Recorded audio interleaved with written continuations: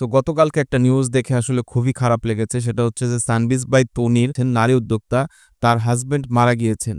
উনাকে বরাবরই আমার খুব ভালো লাগে। কারণ হচ্ছে উনার যে স্ট্রাগলিং লাইফটা, বর্তমানে কিন্তু উনার প্রায় ১২টা শোরুম কিন্তু বাংলাদেশের মাটিতে আছে এবং ইন্টারন্যাশনালি হয়তো থাকতে পারে। ভদ্রমহিলার হাসব্যান্ডের নাম হচ্ছে শাহাদাত হোসেন। তো শাহাদাত হোসেন গতকালকে মারা গিয়েছেন।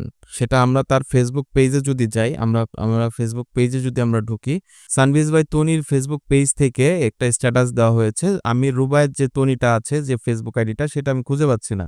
সো আমি সানবিজ বাই তনিরটাই দেখাচ্ছি। তো সেইখানে হচ্ছে যে ২২ ঘন্টা আগে উনি স্ট্যাটাসটা দেয়, ব্যাংকক সময় রাত ৩টা ৩ মিনিটে আমাদেরকে সারা জীবনের মতো একা করে চলে গেছে। আমি পারিনি তাকে বাঁচিয়ে রাখতে। সো এই একরকম একটা স্ট্যাটাস দেয়। সেটা বাংলাদেশ টাইমে মোটামুটি সকালবেলায় আমরা স্ট্যাটাসটা পাই। আল্লাহ তাকে বেহেশত নসিব করুক, এই কামনা করি। শাহাদাত হোসেনের গত বছর অক্টোবর মাসে শারীরিক বিভিন্ন জটিলতার কারণে অসুস্থ হয়ে পড়েন। পরবর্তীতে তাকে সিঙ্গাপুর নিয়ে যাওয়া হয় এবং সিঙ্গাপুর থেকে পরবর্তীতে তাকে আবার এয়ার অ্যাম্বুলেন্সে করে বাংলাদেশে, এবং বাংলাদেশ থেকে পরবর্তীতে আবার হচ্ছে তাকে ব্যাংককে নিয়ে যাওয়া হয়, থাইল্যান্ডে নিয়ে যাওয়া হয়। সো সেখানে দীর্ঘদিন সে চিকিৎসারত ছিল। সো অনেক বয়সও হয়েছিল। তো আমি এখানে একটু বলে রাখা ভালো, সানবিজ বাই তনির যে তনি আপা আছে, তনি আপার হচ্ছে প্রায় ৩৮ বছরের বড় শাহাদাত হোসেন।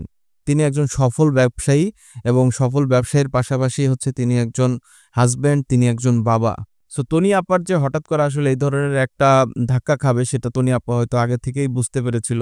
কিন্তু তনি আপার জন্য আসলে খুব খারাপ লাগছে। কারণ ওনাকে ওনার হাসব্যান্ড যে পরিমাণে সাপোর্ট পেয়েছে বিধায় তনি আপু আসলে এই পর্যন্ত আসতে পেরেছে। সো আসলে পরবর্তীতে আমরা তনি আপার ফেসবুক পেজে আরেকটা হচ্ছে স্ট্যাটাস দেখি। এটা হচ্ছে ১২ ঘন্টা আগে দিয়েছে। তার মানে হচ্ছে বৃহস্পতিবার আজকে। হ্যাঁ, স্যারের নামাজের জানাজার আগামীকাল বৃহস্পতিবার ১৬/১/২০২৫ তারিখে গুলশান সেন্ট্রাল মসজিদে, আজাদ মসজিদে বাদ আসর অনুষ্ঠিত হবে। তারপর মরহুমকে বনানীর সামরিক কবরস্থানে দাফন করা হবে।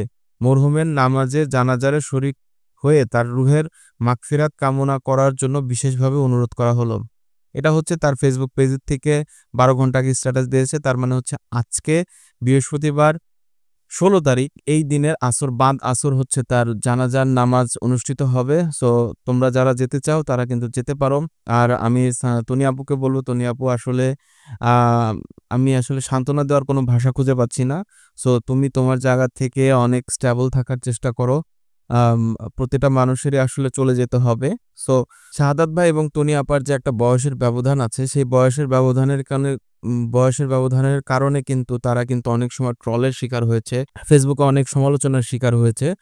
পাশাপাশি কিন্তু সে কিন্তু আসলে এগুলো কখনোই তোয়াক্কা করে নাই। কারণ এগুলো তোয়াক্কা করলে কিন্তু সে আসলে সংসার করতে পারত না। তারা কিন্তু শাহাদাত হোসেন এবং হচ্ছে তনি ২ জনেই কিন্তু আসলে ভালোবেসে বিয়ে করেছিলেন। শাহাদাত হোসেনের রুহের মাগফিরাত কামনা করছি। আল্লাহ তাকে জান্নাত নসিব করুক। দেখা হবে নতুন কোনো ভিডিওতে। আল্লাহ হাফেজ।